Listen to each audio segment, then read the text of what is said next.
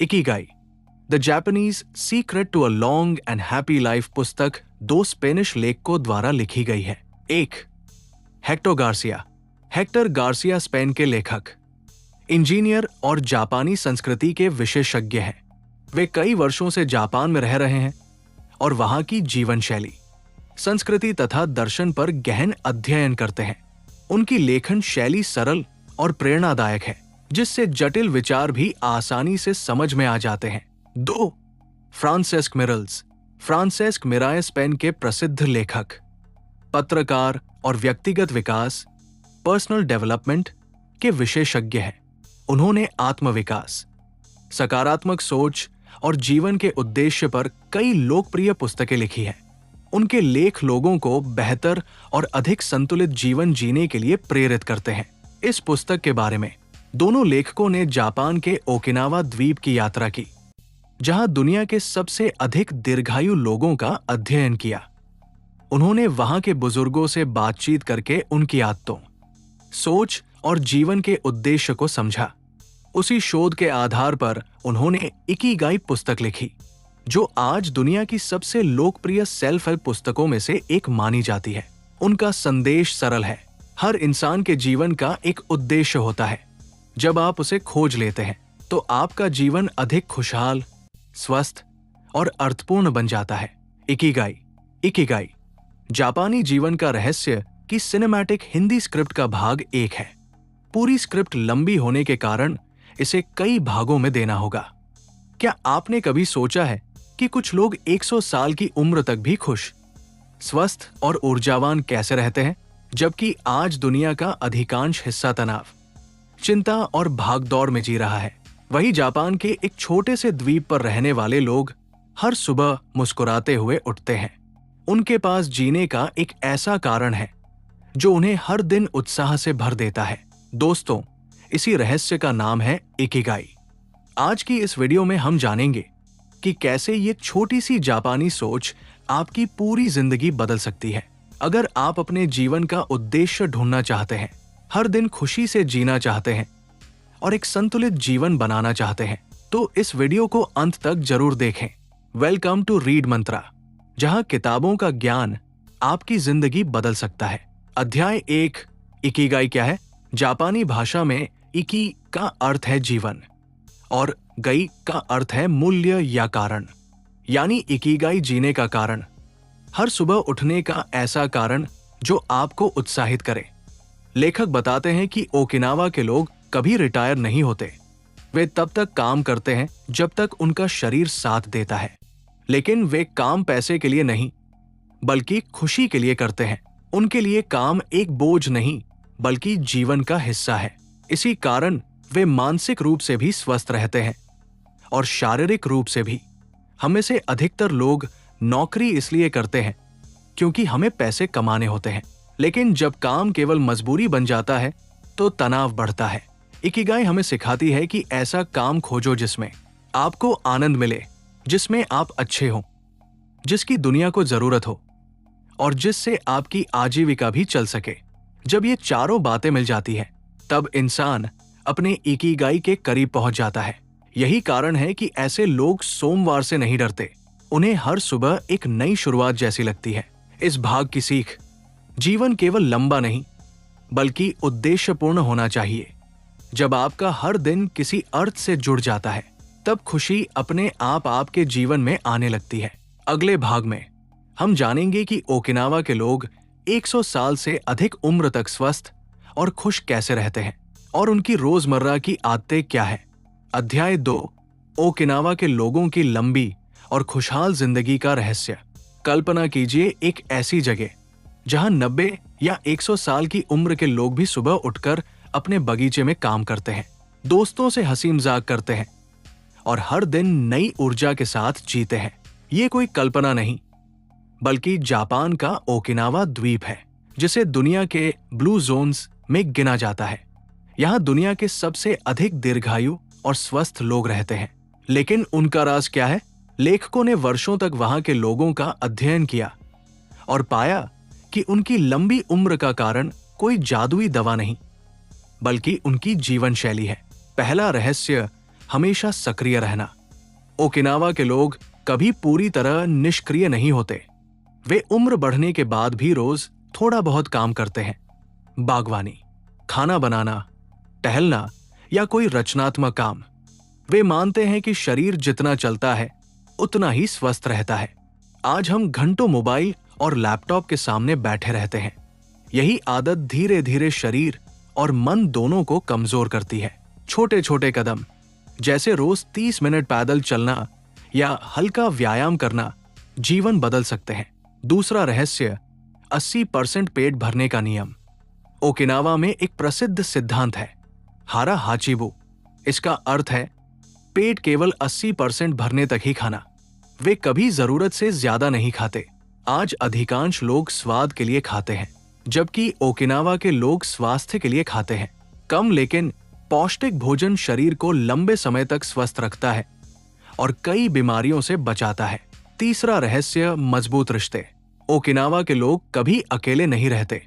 उनके दोस्त, परिवार और पड़ोसी हमेशा उनके साथ होते हैं। वे एक दूसरे की मदद करते हैं, खुशियां बांटते हैं और कठिन समय में साथ खड़े रहते हैं। यही सामाजिक जुड़ाव तनाव को कम करता है और मानसिक स्वास्थ्य को मजबूत बनाता है। आज की दुनिया में सोशल मीडिया पर हजारों दोस्त हो सकते हैं, लेकिन सच्चे रिश्ते बहुत कम होते हैं। इकिगाई हमें याद दिलाती है कि खुशहाल जीवन के लिए मजबूत रिश्ते सबसे बड़ी पूंजी है। चौथा रहस्य, तनाव को नियंत्रित करना। ओकिनावा के लोग ध्यान करते हैं, प्रकृति के बीच समय बिताते हैं और छोटी छोटी खुशियों का आनंद लेते हैं। वे भविष्य की चिंता में वर्तमान को बर्बाद नहीं करते। यही कारण है कि उनका मन शांत रहता है और शरीर भी स्वस्थ रहता है। इस अध्याय की सबसे बड़ी सीख, लंबी उम्र का रहस्य महंगी दवाइयों में नहीं, बल्कि रोज की छोटी छोटी अच्छी आदतों में छिपा है। हर दिन सक्रिय रहें, संतुलित भोजन करें, अच्छे रिश्ते बनाए रखें, तनाव को अपने ऊपर हावी न होने दें और हर दिन जीने का एक कारण खोजें। यही है इकिगाई की शुरुआत। अगले भाग में हम जानेंगे कि फ्लो स्टेट क्या होता है और कैसे किसी काम में पूरी तरह डूब जाना आपकी खुशी, सफलता और संतुष्टि को कई गुना बढ़ा सकता है। अध्याय 3, फ्लो स्टेट, जब समय रुक सा जाता है। क्या आपके साथ कभी ऐसा हुआ है कि आप किसी काम में इतने खो गए कि आपको समय का बिल्कुल एहसास ही नहीं हुआ? जब आपने घड़ी देखी तो पता चला कि कई घंटे बीत चुके हैं, लेकिन आपको ऐसा लगा जैसे कुछ ही मिनट गुजरे हों। यही अवस्था फ्लो स्टेट कहलाती है। लेखकों के अनुसार फ्लो वो मानसिक स्थिति है जिसमें हमारा पूरा ध्यान केवल एक ही काम पर होता है। उस समय न तनाव महसूस होता है, न बोरियत, केवल काम और आप, बस यही दो चीजें मौजूद होती है। यही अनुभव हमें गहरी खुशी और संतुष्टि देता है। एक छोटी कहानी। रवि एक साधारण युवक था। वो रोज ऑफिस जाता, घर लौटता और घंटों मोबाइल चलाते चलाते सो जाता। उसे लगता था कि उसकी जिंदगी में कोई उत्साह नहीं बचा। एक दिन उसने बचपन का अपना पुराना शौक, ड्राइंग, फिर से शुरू किया। शुरुआत में वो सिर्फ 20 मिनट चित्र बनाता था। धीरे धीरे उसने महसूस किया कि चित्र बनाते समय उसे समय का पता ही नहीं चलता। उसका तनाव कम होने लगा, मन शांत रहने लगा और जीवन में फिर से खुशी लौट आई। रवि ने अपना फ्लो खोज लिया था। फ्लो क्यों जरूरी है? जब हम फ्लो में होते हैं, हमारा ध्यान पूरी तरह वर्तमान पर होता है। हमारा दिमाग सबसे अच्छी तरह काम करता है, रचनात्मकता बढ़ती है, तनाव कम हो जाता है और काम बोझ नहीं, आनंद बन जाता है। यही कारण है कि महान कलाकार, खिलाड़ी, लेखक और वैज्ञानिक अक्सर फ्लो स्टेट में काम करते हैं। फ्लो कैसे पाए? एक समय में केवल एक काम करें। आज की सबसे बड़ी समस्या है मल्टीटास्किंग। मोबाइल, नोटिफिकेशन और लगातार ध्यान भटकने से हमारा दिमाग कभी गहराई से काम नहीं कर पाता। अगर फ्लो चाहिए तो एक समय में केवल एक ही काम करें। 2, चुनौती और क्षमता में संतुलन रखें। अगर काम बहुत आसान होगा तो बोरियत होगी, अगर बहुत कठिन होगा तो घबराहट होगी। लेकिन जब काम आपकी क्षमता से थोड़ा सा कठिन होता है तब फ्लो बनने लगता है। यही वो जगह है जहां सबसे ज्यादा सीख और विकास होता है। 3, ध्यान भटकाने वाली चीजों को हटाएं। काम शुरू करने से पहले मोबाइल साइलेंट रखें, सोशल मीडिया बंद करें, शांत वातावरण चुनें। हर छोटी रुकावट आपके फ्लो को तोड़ देती है। 4. अपने पसंदीदा काम को समय दें। हर व्यक्ति का फ्लो अलग होता है। किसी को लिखने में मिलता है, किसी को पढ़ने में, किसी को संगीत में, किसी को पेंटिंग, खेल या पढ़ाने में। महत्वपूर्ण ये नहीं कि आपका शौक क्या है, महत्वपूर्ण ये है कि वो आपको अंदर से जीवंत महसूस कराए। इस अध्याय की सबसे बड़ी सीख, खुशी मंजिल तक पहुंचने में नहीं, बल्कि उस सफर में छिपी होती है जिसमें आप पूरी तरह डूब जाते हैं। जब आप अपने पसंदीदा काम में पूरे मन से लगते हैं, तभी आपका इकिगाई धीरे धीरे स्पष्ट होने लगता है। हर दिन कुछ समय ऐसा काम करें जिसमें आपको समय का एहसास ही न हो सकता है वही आपके जीवन का असली उद्देश्य बन जाए। अगले भाग में हम जानेंगे कि छोटी छोटी आदतें, स्मॉल हैबिट्स, कैसे आपके इकिगाई को मजबूत बनाती हैं और क्यों लगातार छोटे कदम बड़े बदलाव लाते हैं। अध्याय 4, छोटी आदतें, बड़े बदलाव, the power of small habits. क्या आपने कभी नए साल पर कोई बड़ा संकल्प लिया है? अब मैं रोज 2 घंटे पढ़ूंगा, अब मैं रोज जिम जाऊंगा, अब मैं अपनी पूरी जिंदगी बदल दूंगा। लेकिन कुछ ही दिनों बाद सब पहले जैसा हो जाता है। ऐसा इसलिए नहीं कि आप कमजोर हैं, बल्कि इसलिए क्योंकि बड़े बदलाव हमेशा छोटे कदमों से शुरू होते हैं। इकिगाई हमें सिखाती है कि सफलता एक ही दिन में नहीं मिलती, वो हर दिन दोहराई गई छोटी छोटी आदतों का परिणाम होती है। एक प्रेरक कहानी। मान लीजिए एक लड़की है, नेहा। वो एक किताब लिखना चाहती थी, लेकिन हर बार सोचती, जब मेरे पास बहुत समय होगा तब शुरू करूंगी। महीने बीत गए, फिर साल भी। एक दिन उसने फैसला किया कि वो रोज सिर्फ 10 मिनट लिखेगी। पहले दिन सिर्फ आधा पन्ना लिखा, दूसरे दिन 1 पन्ना। धीरे धीरे ये उसकी आदत बन गई। 1 साल बाद वही नेहा अपनी पहली किताब पूरी कर चुकी थी। उसकी सफलता किसी बड़े चमत्कार से नहीं, बल्कि रोज के 10 मिनट से बनी। आदतें क्यों काम करती हैं? हमारा दिमाग बार बार दोहराए गए कामों को आसान बना देता है, इसलिए शुरुआत हमेशा छोटी रखें। रोज 5 मिनट पढ़ें, 10 मिनट टहलें, 5 मिनट ध्यान करें। रोज एक नया विचार लिखें। छोटे कदम समय के साथ बड़ी उपलब्धियों में बदल जाते हैं। पूर्णता नहीं, निरंतरता जरूरी है। बहुत से लोग इसलिए रुक जाते हैं क्योंकि वे परफेक्ट बनना चाहते हैं, लेकिन इकिगाई कहती है, परफेक्ट बनने की कोशिश मत करो, हर दिन थोड़ा बेहतर बनने की कोशिश करो। अगर एक दिन आप अपना लक्ष्य पूरा नहीं कर पाए तो खुद को दोष मत दीजिए, अगले दिन फिर से शुरुआत कीजिए। यही निरंतरता आपको आगे ले जाएगी। अपनी सुबह को उद्देश्य दें। ओकिनावा के कई लोग सुबह उठते ही अपने दिन की शुरुआत किसी ऐसे काम से करते हैं जिसे वे पसंद करते हैं। वे मोबाइल देखकर दिन शुरू नहीं करते, वे अपने पौधों को पानी देते हैं, चाय पीते हैं, ध्यान करते हैं या थोड़ा टहलते हैं। यही छोटी आदतें उनके पूरे दिन का मूड तय करती हैं। अपने दिन की शुरुआत भी किसी सकारात्मक आदत से करें। अपनी प्रगति की तुलना केवल खुद से करें। आज सोशल मीडिया पर दूसरों की सफलता देखकर हम खुद को कम समझने लगते हैं, लेकिन इकिगाई हमें सिखाती है, कल के अपने आप से बेहतर बनो, किसी और से नहीं। हर दिन का छोटा सुधार भविष्य की बड़ी सफलता बनता है। इस अध्याय की सबसे बड़ी सीख, जीवन बदलने के लिए बड़े फैसलों की नहीं, छोटी लेकिन लगातार निभाई गई आदतों की जरूरत होती है। छोटे कदम उठाइए, नियमित रहिए, पूर्णता के पीछे मत भागिए। हर दिन 1% बेहतर बनने की कोशिश कीजिए। यही छोटे छोटे बदलाव एक दिन आपके जीवन को पूरी तरह बदल देंगे। अगले भाग में हम जानेंगे कि तनाव, चिंता और तेज रफ्तार वाली जिंदगी में भी मन को शांत कैसे रखें और इकिगाई हमें मानसिक शांति का रास्ता कैसे दिखाती है। अध्याय 5, तनाव से मुक्ति और शांत मन का रहस्य। आज की दुनिया में हर इंसान किसी न किसी दौड़ में भाग रहा है। किसी को करियर की चिंता है, किसी को पैसों की, कोई भविष्य को लेकर परेशान है, तो कोई अपने अतीत में उलझा हुआ है। लेकिन एक सवाल सोचिए, अगर आपके पास सब कुछ हो लेकिन मन में शांति न हो, तो क्या आप सच में खुश रह सकते हैं? इकिगाई का जवाब है नहीं। लेखकों के अनुसार एक सफल जीवन की सबसे बड़ी पहचान सिर्फ उपलब्धियां नहीं, बल्कि मन की शांति है। एक छोटी कहानी। एक बुजुर्ग व्यक्ति हर सुबह समुद्र किनारे बैठकर सूर्योदय देखा करता था। एक युवक ने उनसे पूछा, दादाजी, आप रोज यहां बैठकर समय क्यों बर्बाद करते हैं? इस समय में तो आप और भी बहुत कुछ कर सकते हैं। बुजुर्ग मुस्कुराए और बोले, बेटा, मैं समय बर्बाद नहीं कर रहा, मैं अपनी जिंदगी जी रहा हूं। युवक कुछ पल के लिए चुप हो गया। उसे एहसास हुआ कि वो हमेशा भविष्य के पीछे भागता रहा, लेकिन वर्तमान को कभी जी ही नहीं पाया। वर्तमान में जीना सीखिए। इकिगाई सिखाती है कि अतीत बदला नहीं जा सकता, भविष्य पूरी तरह हमारे नियंत्रण में नहीं है, लेकिन वर्तमान, यही वो पल है जहां हम वास्तव में जी सकते हैं।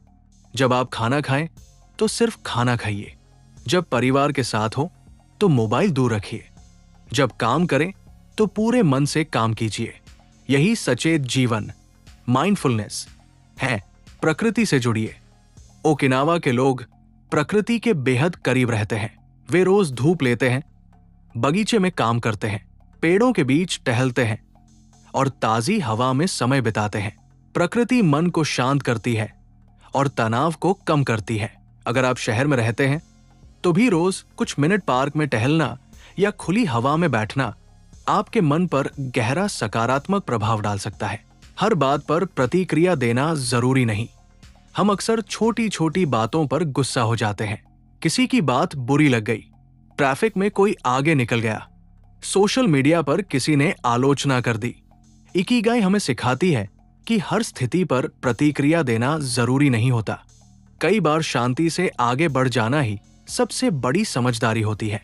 जो बातें आपके नियंत्रण में नहीं हैं, उन्हें स्वीकार करना सीखिए। कृतज्ञता की आदत।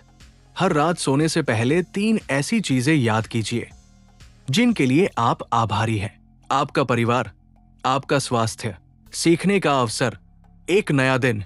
जब हम अपने पास मौजूद चीजों की कद्र करते हैं तो जो नहीं है उसका दुख कम होने लगता है। यही कृतज्ञता धीरे धीरे मन को संतुष्टि से भर देती है। इस अध्याय की सबसे बड़ी सीख, सच्ची खुशी बाहर नहीं, आपके मन के भीतर होती है। वर्तमान में जीना सीखिए। प्रकृति से जुड़िए। छोटी बातों पर तनाव मत लीजिए। हर दिन कृतज्ञता का अभ्यास कीजिए और अपने मन को उतना ही समय दीजिए जितना अपने काम को देते हैं।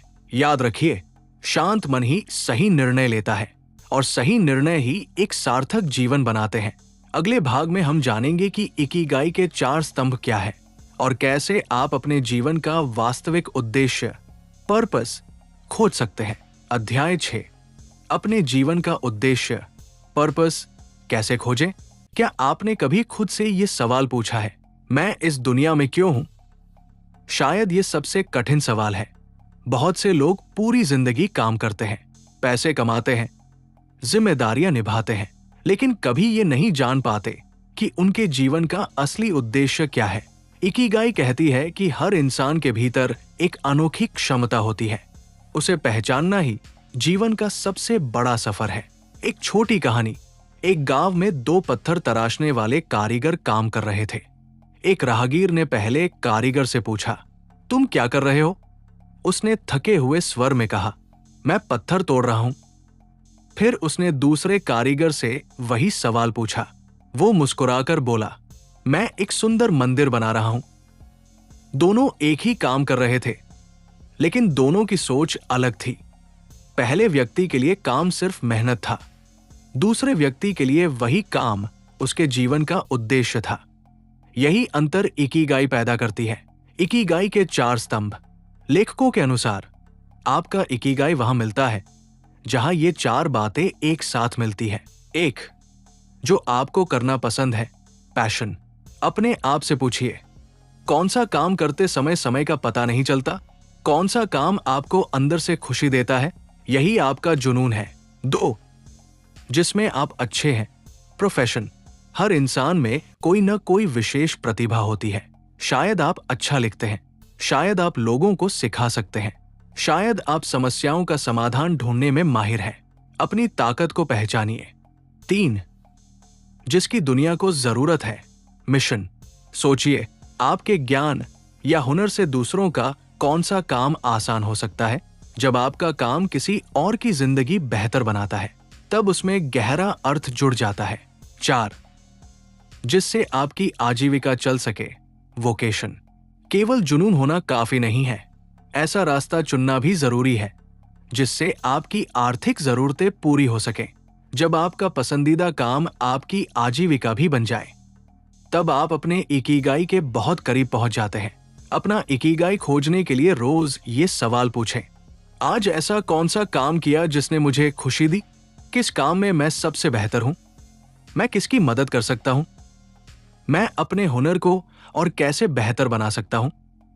धीरे धीरे इन सवालों के जवाब आपको आपकी मंजिल तक पहुंचा देंगे।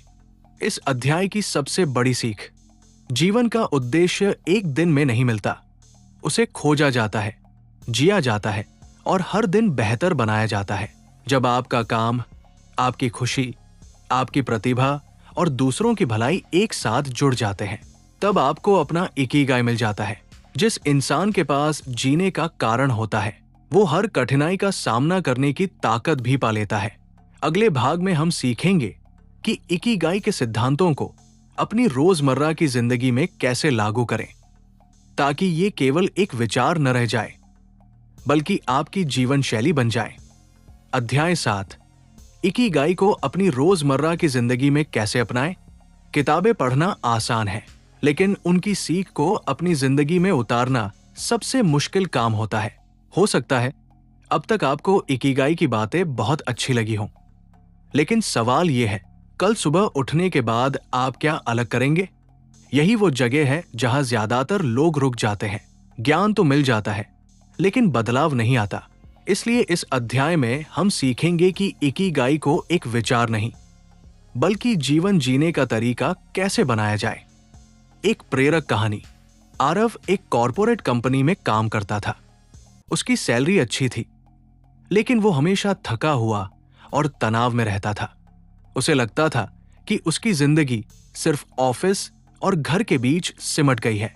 एक दिन उसने फैसला किया कि वो अपनी पूरी जिंदगी नहीं, सिर्फ अपनी सुबह बदलेगा। वो रोज 30 मिनट पहले उठने लगा, 10 मिनट ध्यान करता, 10 मिनट किताब पढ़ता और 10 मिनट अपने दिन की योजना बनाता। शुरुआत में बदलाव छोटा था लेकिन कुछ महीनों बाद वही छोटी आदतें उसके आत्मविश्वास, काम और रिश्तों में बड़ा बदलाव लेकर आईं। आरव ने समझ लिया था, जिंदगी बदलने के लिए पूरी दुनिया बदलने की जरूरत नहीं होती, सिर्फ अपनी दिनचर्या बदलनी होती है। इकिगाई को अपनाने के 5 आसान कदम। 1, हर सुबह अपने उद्देश्य को याद करें। उठते ही मोबाइल देखने के बजाय खुद से पूछें, आज मैं ऐसा कौन सा काम करूंगा जिससे मेरा और किसी दूसरे का जीवन थोड़ा बेहतर हो। यही सवाल आपके दिन को दिशा देगा। 2, हर दिन कुछ नया सीखें। सीखना कभी बंद मत कीजिए। एक नई किताब, एक नया कौशल या एक नया अनुभव हर दिन आपका व्यक्तित्व थोड़ा और बेहतर बनाता है। ओकिनावा के लोग मानते हैं कि सीखना उम्र से नहीं, जिज्ञासा से जुड़ा होता है। 3, अपने शरीर का सम्मान करें।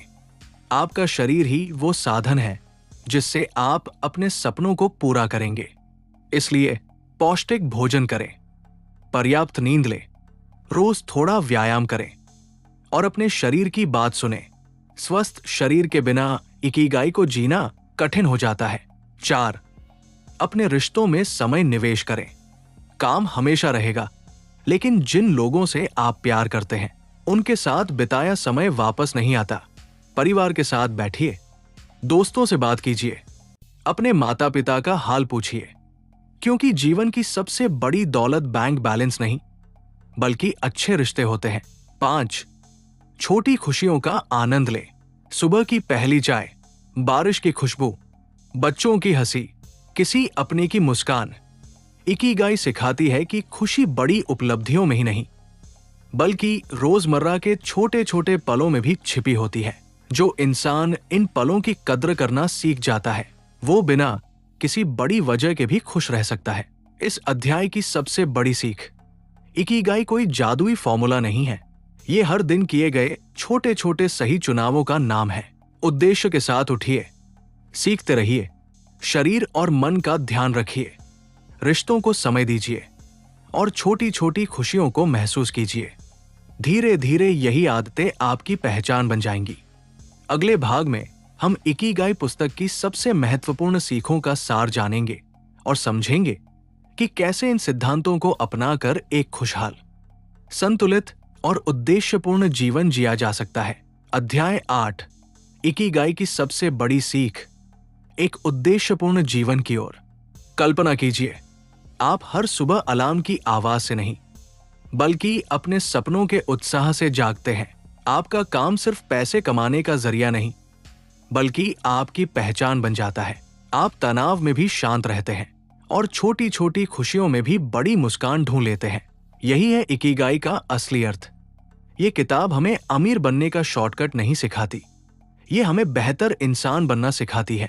आइए पूरी किताब की सबसे महत्वपूर्ण सीखों को एक बार फिर याद करें। सीख 1, हर दिन जीने का एक कारण खोजिए। जिस इंसान के पास उद्देश्य होता है, उसके पास हर मुश्किल से लड़ने की ताकत भी होती है। अपने आप से रोज पूछिए, मैं आज किस वजह से मुस्कुराऊंगा। सीख 2, छोटी आदतें बड़े बदलाव लाती है। हर दिन सिर्फ 1% बेहतर बनने की कोशिश कीजिए। याद रखिए, बड़ी सफलता एक दिन में नहीं, बल्कि रोज किए गए छोटे प्रयासों से बनती है।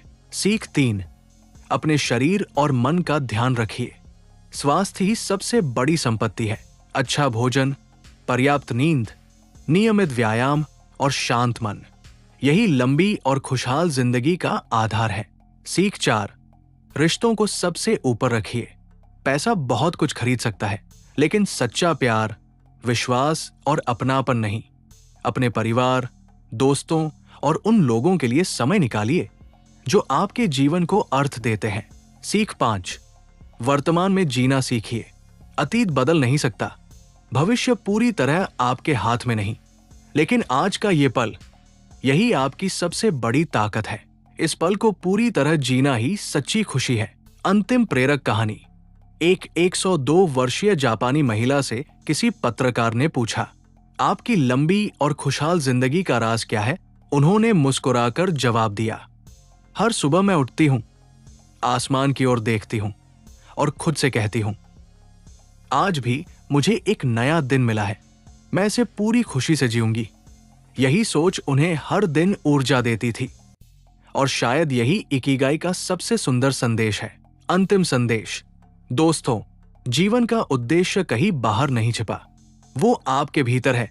उसे खोजने के लिए आपको दुनिया बदलने की जरूरत नहीं, बस अपनी सोच, अपनी आदतें और अपने हर दिन को थोड़ा थोड़ा बेहतर बनाना होगा।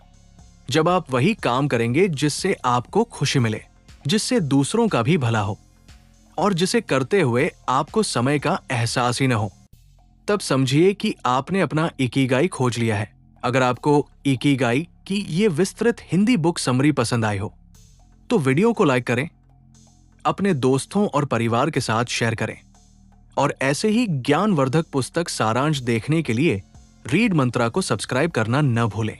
याद रखिए, हर महान जीवन की शुरुआत एक छोटे लेकिन सही कदम से होती है। मैं मिलूंगा आपसे अगली किताब की एक नई और प्रेरणादायक यात्रा में। तब तक पढ़ते रहिए, सीखते रहिए और अपने जीवन का इकिगाई खोजते रहिए। धन्यवाद।